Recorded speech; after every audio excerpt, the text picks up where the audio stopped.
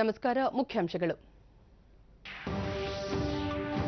ಮುಂಗಾರು ಹಂಗಾಮಿನಲ್ಲಿ ಮಳೆ ಕೊರತೆಯಿಂದ 12,000 ಕೋಟಿ ರೂಪಾಯಿ ಮೊತ್ತದ ಬೆಳೆ ಹಾನಿ. ವಿಪತ್ತು ಪರಿಹಾರ ನಿಧಿಯಡಿ ಕೇಂದ್ರದಿಂದ ಅನುದಾನ ನಿರೀಕ್ಷೆ. ಸಚಿವ ಎನ್ಎಚ್ ಶಿವಶಂಕರ್ ರೆಡ್ಡಿ. ಸಂಪನ್ಮೂಲಗಳ ಸಮರ್ಥ ಬಳಕೆಯಿಂದ ಪ್ರವಾಸೋದ್ಯಮಕ್ಕೆ ಉತ್ತೇಜನ. ಯುಟಿ ಖಾದರ್.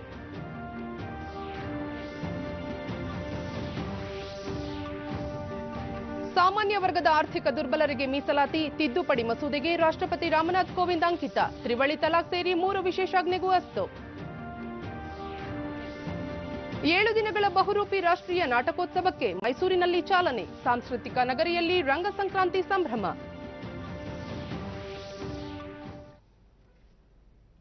ವಾರ್ತೆಗಳ ವಿವರ. ರಾಜ್ಯದ ಬರ ಪರಿಸ್ಥಿತಿ ಅಧ್ಯಯನ ನಡೆಸುತ್ತಿರುವ ಸಚಿವ ಸಂಪುಟ ಉಪಸಮಿತಿ ತಂಡ ಕೃಷಿ ಸಚಿವ ಎನ್ಎಚ್ ಶಿವಶಂಕರ ರೆಡ್ಡಿ ನೇತೃತ್ವದಲ್ಲಿ ನಿನ್ನೆ ಚಿತ್ರದುರ್ಗ ಜಿಲ್ಲೆಯ ವಿವಿಧ ಗ್ರಾಮಗಳಿಗೆ ಭೇಟಿ ನೀಡಿ ಪರಿಶೀಲನೆ ನಡೆಸಿತು. ಜಿಲ್ಲಾ ಉಸ್ತುವಾರಿ ಸಚಿವ ವೆಂಕಟರಮಣಪ್ಪ, ಸಾರಿಗೆ ಸಚಿವ ಡಿಸಿ ತಮ್ಮಣ್ಣ, ಸಣ್ಣ ಕೈಗಾರಿಕಾ ಸಚಿವ ಶ್ರೀನಿವಾಸ್, ಸಂಸದ ಬಿಎನ್ ಚಂದ್ರಪ್ಪ ಮತ್ತಿತರರು ಚಳ್ಳಕೆರೆ ತಾಲೂಕಿನ ವಿವಿಧೆಡೆ ಬೆಳೆ ಹಾನಿ ಪರಿಶೀಲಿಸಿದರು.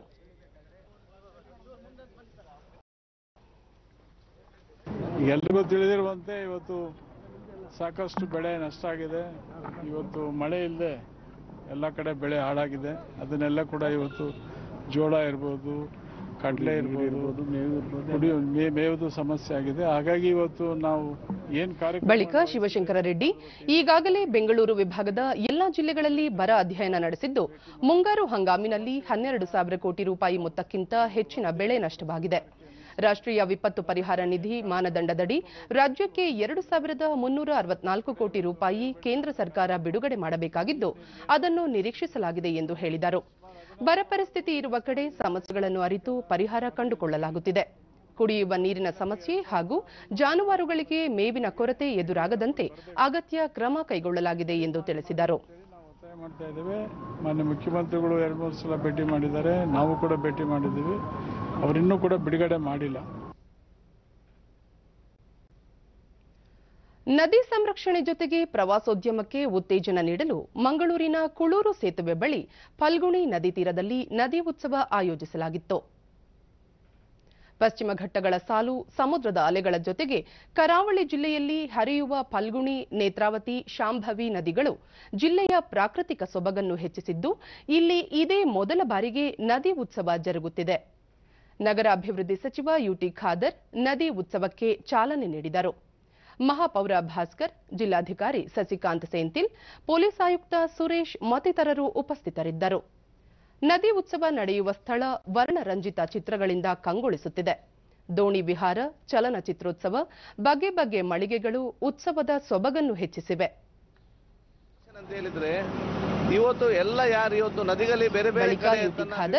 ಸಂಪನ್ಮೂಲಗಳನ್ನು ಸಮರ್ಥವಾಗಿ ಬಳಸಿಕೊಂಡು ಪ್ರವಾಸೋದ್ಯಮಕ್ಕೆ ಉತ್ತೇಜನ ನೀಡಿ ಆದಾಯದ ಮಾರ್ಗವಾಗಿ ಪರಿವರ್ತಿಸಿಕೊಳ್ಳಬಹುದಾಗಿದೆ ಎಂದರು. ಈ ನದಿ ಉತ್ಸವದಲ್ಲಿ ಭಾಗವಹಿಸಬೇಕು. ಮೂರನೇದು, ಎಲ್ಲಕ್ಕಿಂತ ಹೆಚ್ಚಾಗಿ ಈ ನದಿ ಉತ್ಸವ ಜಿಲ್ಲಾಡಳಿತ ಯಾಕೆ ಇವತ್ತು ಮಾಡಿ ಕೊಡ್ತಿದೆ ಅಂತ ಹೇಳಿದ್ರೆ, ಇದು ಮಾದರಿಯಾಗಿ ನಾವು ಇನ್ನಿತರಿಗೆ ತೋರಿಸಿಕೊಳ್ಳಲಿಕ್ಕೆ, ಇನ್ನಿತರ ಬೇರೆ ಬಂದು ಕಲಿಬೇಕು ಯಾವ ರೀತಿ ನಾವು ನದಿ ಉತ್ಸವ ಮಾಡಬಹುದಂತೇಳಿ ಈ ತರ ಫೆಸ್ಟಿವಲ್ ಮಾಡೋದ್ರಿಂದ ಈ ಉತ್ಸವದ ಮೂಲಕ ನದಿಗಳ ಮಹತ್ವ ಅರಿತಿದ್ದು, ನದಿ ಸಂರಕ್ಷಣೆಗೆ ಇಂತಹ ಕಾರ್ಯಕ್ರಮಗಳು ಅಗತ್ಯ ಎಂದರು. ಎಲ್ಲರಿಗೂ ಗೊತ್ತಾಗುತ್ತೆ, ಇದೇ ತರ ನದಿಗಳಿದೆ, ನಾವು ನದಿಗಳನ್ನ ಸಂರಕ್ಷಣೆ ಮಾಡಬೇಕು. ಮತ್ತೋರ್ವ ವಿದ್ಯಾರ್ಥಿನಿ ಕಲ್ಪನಾ, ವಿನೂತನ ಕಾರ್ಯಕ್ರಮ ವಿಶಿಷ್ಟ ಅನುಭೂತಿ ನೀಡಿದೆ ಎಂದರು. ಚೆನ್ನಾಗಿದೆ.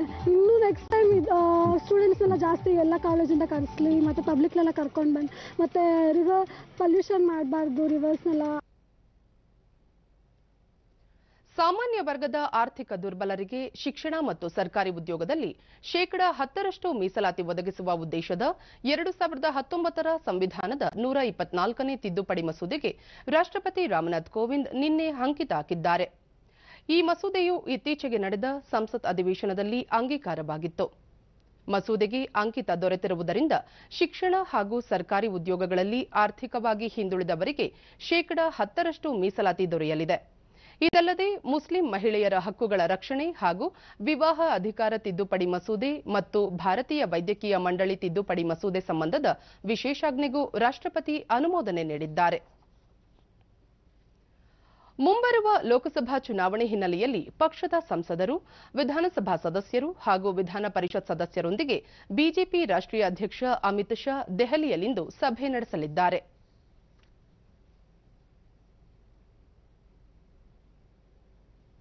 ನಿನ್ನೆಯಷ್ಟೇ ಬಿಜೆಪಿ ಆಯೋಜಿಸಿದ್ದ 2 ದಿನಗಳ ರಾಷ್ಟ್ರೀಯ ಮಂಡಳಿ ಸಭೆ ಮುಕ್ತಾಯಗೊಂಡಿದ್ದು, ಲೋಕಸಭಾ ಚುನಾವಣೆಗೆ ರಣನೀತಿ ಕುರಿತು ಪಕ್ಷ ಗಂಭೀರ ಚರ್ಚೆ ನಡೆಸುತ್ತಿದೆ.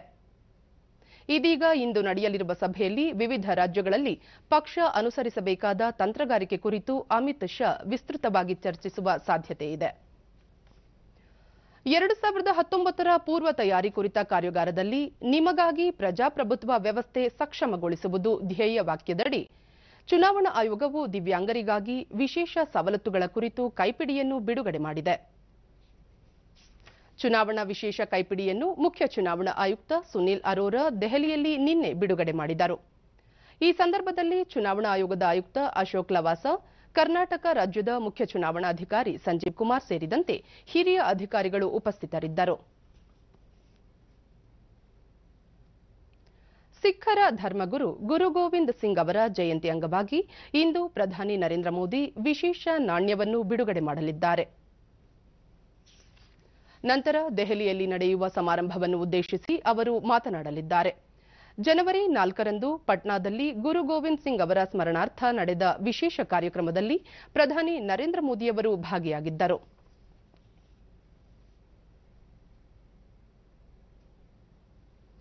ಭಾರತ, ಮಧ್ಯ ಏಷ್ಯಾ ಹಾಗೂ ಆಫ್ಘಾನಿಸ್ತಾನ ರಾಷ್ಟ್ರಗಳ ಸಂವಾದ ಕಾರ್ಯಕ್ರಮದಲ್ಲಿ ಪಾಲ್ಗೊಳ್ಳಲು ವಿದೇಶಾಂಗ ವ್ಯವಹಾರಗಳ ಸಚಿವೆ ಸುಷ್ಮಾ ಸ್ವರಾಜ್ ನಿನ್ನೆ ಉಜ್ಬೇಕಿಸ್ತಾನ ಸಮರಖಂಡ್ ತಲುಪಿದ್ದಾರೆ.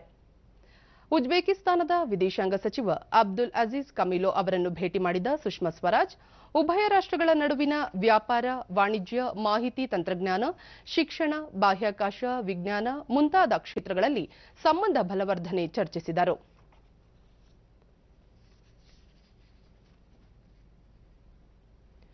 ಮೈಸೂರಿನ ರಂಗಾಯಣದಲ್ಲಿ ಹಮ್ಮಿಕೊಂಡಿರುವ 7 ದಿನಗಳ ಬಹುರೂಪಿ ರಾಷ್ಟ್ರೀಯ ನಾಟಕೋತ್ಸವ 2019ಕ್ಕೆ ಹಿರಿಯ ರಂಗಕರ್ಮಿ, ಪ್ರಗತಿಪರ ಚಿಂತಕ ಪ್ರಸನ್ನ ನಿನ್ನೆ ಚಾಲನೆ ನೀಡಿದ್ದರು.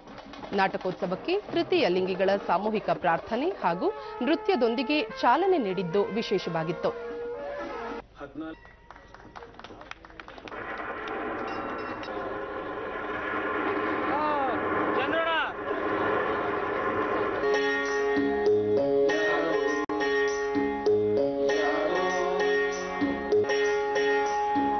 ಮಾನವ ಸಭ್ಯತೆ ನಂತರ ಪ್ರಸನ್ನ, ಇಂದಿನ ಸಮಾಜದಲ್ಲಿ ಮಾನವ ಸಭ್ಯತೆ ಸಂಕಟದಲ್ಲಿದೆ. ಇದನ್ನು ಎಲ್ಲರೂ ಅನುಭವಿಸುತ್ತಿದ್ದಾರೆ. ಈ ಸಂಕಟದಿಂದ ವಿಜ್ಞಾನಿಗಳು, ಸಾಮಾಜಿಕ ತಜ್ಞರು ಕೂಡ ಭಯಭೀತಗೊಂಡಿದ್ದಾರೆ ಎಂದರು. ಬರೀ ಕಾಣ್ತಾ ಇಲ್ಲ, ಅನುಭವಿಸ್ತಾ ಇದ್ದೇವೆ. ಈ ಸಂಕಟ ಎಷ್ಟು ದಟ್ಟವಾಗಿದೆ ಅಂತಂದ್ರೆ ಅನೇಕ ವಿಜ್ಞಾನಿಗಳು, ತತ್ವಜ್ಞಾನಿಗಳು ಎಷ್ಟು ಹೆದರಿ ಹೋಗಿದ್ದಾರೆ ಅಂತಂದ್ರೆ ಮಾನವ ಸಭ್ಯತೆ ಉಳಿಯುತ್ತೋ ಇಲ್ಲವೋ ಅನ್ನುವ ಅನುಮಾನವನ್ನ ಕೂಡ ಅನೇಕರು ವ್ಯಕ್ತಪಡಿಸಿದ್ದಾರೆ. ರಂಗಾಯಣದ ನಿರ್ದೇಶಕಿ ಭಾಗೀರಥಿ ಬಾಯಿ, ನಾಟಕ ರಂಗದ ಇತಿಹಾಸ ಬಿಂಬಿಸಲು ಹಾಗೂ ಭವಿಷ್ಯವನ್ನು ಅರ್ಥೈಸಿಕೊಳ್ಳಲು ಇಂತಹ ನಾಟಕೋತ್ಸವಗಳು ಅಗತ್ಯ ಎಂದರು. ಸಮಾಜವನ್ನು ಬಿಂಬಿಸುವುದಕ್ಕೆ, ಭವಿಷ್ಯದ ಬಗ್ಗೆ ಚಿಂತಿಸುವುದಕ್ಕೆ, ಇತಿಹಾಸವನ್ನು ಅರ್ಥೈಸುವುದಕ್ಕೆ ಮೈಸೂರು ಮೇಯರ್ ಪುಷ್ಪಲತಾ ಜಗನ್ನಾಥ್ ಮತ್ತಿತರರು ಉಪಸ್ಥಿತರಿದ್ದರು. 7 ದಿನಗಳ ನಾಟಕೋತ್ಸವದಲ್ಲಿ ಕನ್ನಡ, ಹಿಂದಿ, ತಮಿಳು, ಮರಾಠಿ ಸೇರಿದಂತೆ ವಿವಿಧ ಭಾಷೆಗಳ ನಾಟಕ ಪ್ರದರ್ಶನ ಜರುಗಲಿದೆ. ಸಾಂಸ್ಕೃತಿಕ ನಗರಿ ಮೈಸೂರು ಮತ್ತೊಮ್ಮೆ ಸ್ವಚ್ಛ ನಗರ ಪ್ರಶಸ್ತಿಯನ್ನು ಪಡೆಯಬೇಕು ಎಂಬ ನಿಟ್ಟಿನಲ್ಲಿ ನಗರ ಪಾಲಿಕೆ ಸದಸ್ಯರು ಮತ್ತು ಪೊಲೀಸ್ ಅಧಿಕಾರಿಗಳು ಮನೆ ಮನೆಗೆ ತೆರಳಿ ಭಿತ್ತಿಪತ್ರಗಳನ್ನು ಹಂಚುವ ಮೂಲಕ ಸ್ವಚ್ಛತೆ ಕಾಪಾಡಲು ಆದ್ಯತೆ ನೀಡುವಂತೆ ಜಾಗೃತಿ ಮೂಡಿಸಿದರು.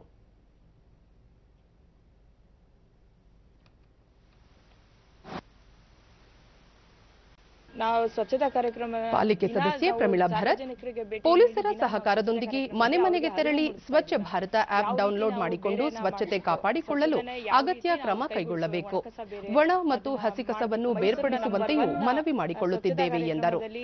ನಂಬರ್ 1 ಮಾಡಬೇಕು ಅಂದ್ಬಿಟ್ಟು ನಮ್ದು ಅದೇ ಉದ್ದೇಶ. ಸಾರ್ವಜನಿಕರಿಗೆ ನಮಗೆ ಎಲ್ಲ ಸಹಕಾರ ಕೊಡಬೇಕು ಅಂತ ನಾನು ಕೇಳ್ಕೊಂತೀನಿ. ಸ್ವಚ್ಛತಾ ಆಪ್ ಡೌನ್ಲೋಡ್ ಮಾಡೋಕ್ಕೆ ಪ್ರತಿಯೊಂದು ಮನೆಗೂ ನಾವು ಸಾರ್ವಜನಿಕರಿಗೆ ಭೇಟಿ ನೀಡಿ ಪ್ರತಿಯೊಂದು ಮನೆಗೂ ಭೇಟಿ ನೀಡ್ತಾ ಇದ್ದೀವಿ. ಸ್ವಚ್ಛ ಸರ್ವೇಕ್ಷಣ್ ಅನ್ನೋದು ಪಾಲಿಕೆಯ ಪರಿಸರ ಅಧಿಕಾರಿ ಮೈತ್ರಿ, ಸ್ವಚ್ಛತೆ ಕಾಪಾಡಿಕೊಳ್ಳುವುದು ಒಂದು ದಿನದ ಕೆಲಸವಲ್ಲ, ಇದು ನಿರಂತರವಾಗಿ ಆಗಬೇಕು.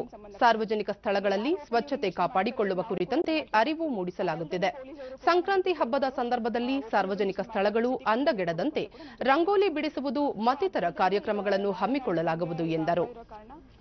ಯಾರಿಗೂ ನಾವು ರಜೆ ತಗೊಳ್ದೇನೆ ಸೆಕೆಂಡರಿ ಪಾಯಿಂಟ್ ಎಲಿಮಿನೇಷನ್, ಸೆಕೆಂಡರಿ ಪಾಯಿಂಟ್ಸ್ಗೆ ರಂಗೋಲಿ ಬಿಡೋಂಥದ್ದು, ಎಲಿಮಿನೇಟ್ ಮಾಡಿ ರಂಗೋಲಿ ಬಿಡೋಂಥದ್ದು ಅಥವಾ ಪೇಂಟಿಂಗ್ಸ್, ವಾಲ್ ಪೇಂಟಿಂಗ್ಸ್ ಮಾಡೋಂಥದ್ದು.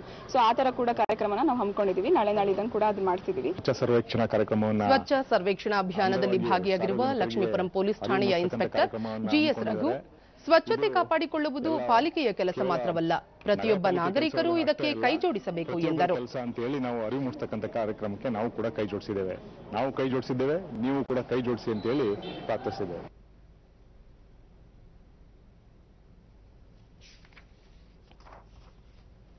ಈಗ ಇಂದಿನ ಪತ್ರಿಕೆಗಳ ಇಣುಕು ನೋಟ. ಮಹಾಮೈತ್ರಿಯ ಅಸ್ಥಿರತೆ, ಅವಕಾಶವಾದಿಗಳ ಮೈತ್ರಿ ಜತೆಗಿನ ಬಿಜೆಪಿಯ ಸ್ಥಿರ ಸಮರ, ಲೋಕಕದನ ನಿರ್ಣಯ. ರಾಜ್ಯದಲ್ಲೂ ಐಸಿಸ್ ಬೇರು, ಉಗ್ರ ಸಂಘಟನೆಗೆ ಕರ್ನಾಟಕ ಕೇರಳದ ಯುವಕರ ಸೇರ್ಪಡೆ. ಸಾಲ ಮನ್ನಾ ಹಣ ರಾಯಚೂರಿಗೆ ಹೆಚ್ಚು, ನಂತರದ ಸ್ಥಾನ ಚಿತ್ರದುರ್ಗ, ತುಮಕೂರು ಜಿಲ್ಲೆಗಳಿಗೆ, ಕೊನೆ ಸ್ಥಾನದಲ್ಲಿದೆ ಬೆಂಗಳೂರು ನಗರ. ಕಾಂಗ್ರೆಸ್ ಹೊರಗಿಟ್ಟು ಒಂದಾದ ಎಸ್ಪಿ ಬಿಎಸ್ಪಿ, ತಲಾ 38 ಕ್ಷೇತ್ರಗಳಲ್ಲಿ ಸ್ಪರ್ಧೆ, ಅಮೇಥಿ ರಾಯಬರೇಲಿಯಲ್ಲಿ ಕಣಕ್ಕಿಳಿಯದಿರಲು ತೀರ್ಮಾನ, ಮತ್ತೊಂದು ಮಿತ್ರ ಪಕ್ಷಕ್ಕೆ 2 ಕ್ಷೇತ್ರ. ಖೇಲೋ ಇಂಡಿಯಾ ಕ್ರೀಡಾಕೂಟ, ಕುಸ್ತಿಯಲ್ಲಿ ಬೆಳ್ಳಿ ಗೆದ್ದ ಶ್ರೀನಿವಾಸ್, ಚಿನ್ನದ ಪದಕಕ್ಕೆ ಮುತ್ತಿಕ್ಕಿದ ಸಂಜಯ್. ಇವು ಇಂದಿನ ಪತ್ರಿಕೆಗಳ ಪ್ರಮುಖ ಸುದ್ದಿ. ಉಳಿದಂತೆ ಬಡವರಿಗೆ ಅಂಗಾಂಗ ಕಸಿ ಉಚಿತ, ಕಿಡ್ನಿ, ಹೃದಯ, ಯಕೃತ್ ಕಸಿಗೆ ಸರ್ಕಾರದಿಂದಲೇ ಹಣ. 2 ತಿಂಗಳಲ್ಲಿ ಎಲೆಕ್ಟ್ರಿಕ್ ಬಸ್ ಆರಂಭ, ಸಬ್ಸಿಡಿ ದರದಲ್ಲಿ ಡೀಸೆಲ್ ಪೂರೈಕೆಗೆ ಮನವಿ ಸಲ್ಲಿಕೆ ಹ್ಯಾರಿಸ್. ದಿಲ್ಲಿ ಗಣರಾಜ್ಯೋತ್ಸವಕ್ಕೆ ಬೆಳಗಾವಿ ಕಾಂಗ್ರೆಸ್ ಅಧಿವೇಶನ ಟ್ಯಾಬ್ಲೋ, ರಾಜ್ಯವನ್ನು ಪ್ರತಿನಿಧಿಸಲಿದೆ ಗಾಂಧೀಜಿ ನೇತೃತ್ವದಲ್ಲಿ ನಡೆದಿದ್ದ ಏಕಮಾತ್ರ ಅಧಿವೇಶನದ ಸ್ತಬ್ಧ ಚಿತ್ರ. ಉಪನ್ಯಾಸಕರ ಹಾಜರಾತಿಗೆ ಬಯೋಮೆಟ್ರಿಕ್, ಉನ್ನತ ಶಿಕ್ಷಣ ಇಲಾಖೆ ನಿರ್ಧಾರ, ಪ್ರಾಧ್ಯಾಪಕರಿಗೂ ಹಾಜರಾತಿ ಕಡ್ಡಾಯ. ಸಂಕ್ರಾಂತಿ, ಮಾರುಕಟ್ಟೆಗೆ ಬಂತು ಕಬ್ಬು, ಎಳ್ಳು ಬೆಲ್ಲ ಸೇರಿ ಅಗತ್ಯ ಸಾಮಗ್ರಿ ಖರೀದಿ ಜೋರು, ಜೋಡಿ ಕಬ್ಬು 60 ರಿಂದ 70 ರೂಪಾಯಿಯಂತೆ ಮಾರಾಟ.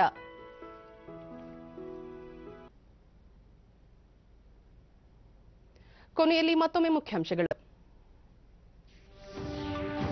ಮುಂಗಾರು ಹಂಗಾಮಿನಲ್ಲಿ ಮಳೆ ಕೊರತೆಯಿಂದ 12,000 ಕೋಟಿ ರೂಪಾಯಿ ಮೊತ್ತದ ಬೆಳೆ ಹಾನಿ, ವಿಪತ್ತು ಪರಿಹಾರ ನಿಧಿಯಡಿ ಕೇಂದ್ರದಿಂದ ಅನುದಾನ ನಿರೀಕ್ಷೆ, ಸಚಿವ ಎನ್ಎಚ್ ಶಿವಶಂಕರ್ ರೆಡ್ಡಿ. ಸಂಪನ್ಮೂಲಗಳ ಸಮರ್ಥ ಬಳಕೆಯಿಂದ ಪ್ರವಾಸೋದ್ಯಮಕ್ಕೆ ಉತ್ತೇಜನ, ಯುಟಿ ಖಾದರ್.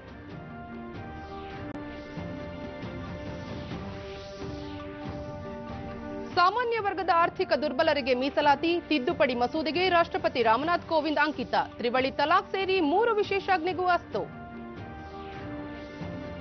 7 ದಿನಗಳ ಬಹುರೂಪಿ ರಾಷ್ಟ್ರೀಯ ನಾಟಕೋತ್ಸವಕ್ಕೆ ಮೈಸೂರಿನಲ್ಲಿ ಚಾಲನೆ, ಸಾಂಸ್ಕೃತಿಕ ನಗರಿಯಲ್ಲಿ ರಂಗ ಸಂಕ್ರಾಂತಿ ಸಂಭ್ರಮ. ನಮ್ಮ ಮುಂದಿನ ವಾರ್ತಾ ಪ್ರಸಾರ ಬೆಳಗ್ಗೆ 11 ಗಂಟೆಗೆ ಚಂದನದಲ್ಲಿ. ನಮಸ್ಕಾರ.